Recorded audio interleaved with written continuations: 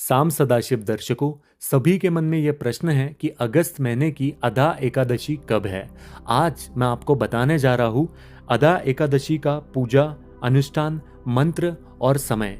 मेरी आप सभी लोगों से दरख्वास्त है कि अगर किसी कारणवश आप ये व्रत नहीं भी कर पा रहे होंगे तो सिर्फ और सिर्फ सच्चे भाव से भगवान विष्णु की अगर आप पूजा आराधना करते हैं और जो मंत्र मैं आपको बताने जा रहा हूँ उसे भी अगर उसका भी दिन भर में जाप करके भगवान विष्णु के बारे में सोचते हैं तो आपके जीवन में खूब धन की वर्षा होगी। आगे मैं आपको इस पूजा की सही विधि, सही समय बताने जा रहा हूँ, लेकिन उससे पहले एक बात की बात है, जब राजा हरिश्चंद्र ने अपने जीवन में सब कुछ खो दिया था, उसी समय क्या हुआ था कि उनके पत्नी, उनके बच्चे, उनका जो धन संपत्ति थी वो उनसे खो गया था, छिन गया था उनके बुरे कर्मों की वजह से।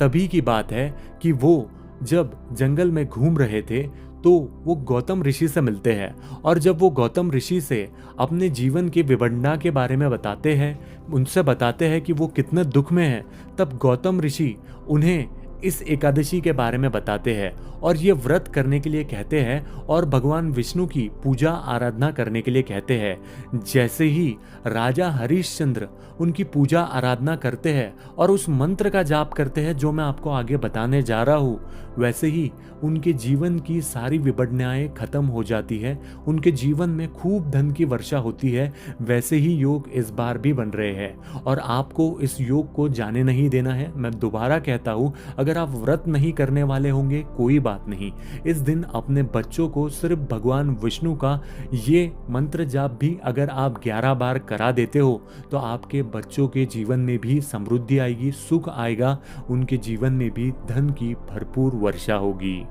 इस अदा एकादशी का इस बार महत्व इतना ज्यादा है कि अश्वमेघ यज्ञ करने के समान ही आपको पुण्य मिलने वाला है। तो पहले आप सही समय जान लीजिए। सही समय है 29 अगस्त को ये प्रारंभ होगी 1:19 पे और वहीं पे ये समाप्त होगी 30 अगस्त यानी शुक्रवार को 1:37 पर। अगर किसी कारणवश आप इस व्रत को नहीं करने वाले होंगे तो बस आपको भगवान विष्णु के मंत्र का जाप करना है और साथ ही इस दिन आपको कांदा और लहसुन का परहेज करना है, उसे नहीं खाना है। अब पूजा अनुष्ठान और मंत्र मैं आपको बताने जा रहा हूँ। पहले पूजा अनुष्ठान जान लेते हैं। सबसे पहली चीज, सुबह जल्दी उठे और पवित्र स्नान करे। एक लकड़ी का तकिया ले और उस पर भगवान विष्णु की मूर्ति के साथ श्री यंत्र रखे। श्री यंत्र यानी देवी लक्ष्मी का रूप। देसी घी का दिया जलाए, फूल या माला चढ़ाए, चंदन का तिलक लगाए और तुलसी पर चढ़ाए। भगवान विष्णु को पंचामृत, तुलसी पत्र, फल और मखाने की खीर या घर में बनी कोई भी मिठाई अर्पित करे। अजा एकादशी कथा का पाठ करे और विभिन्न मंत्र ओम नमो वासुदेवाय नमः का जाप करे या विष्णु महामंत्र का जाप करते हुए अपना दिन बताए।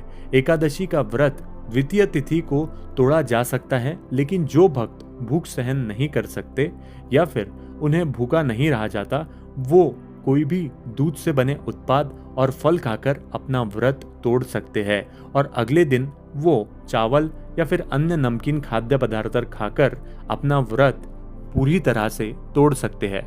आखिरी और सबसे जरूरी पूजा अनुष्ठान, आरती करें और परिवार के सभी सदस्यों में पंचामृत जरूर बांटे। अब मंत्र उच्चारण, तो ओम नमो भगवते वासुदेवाय।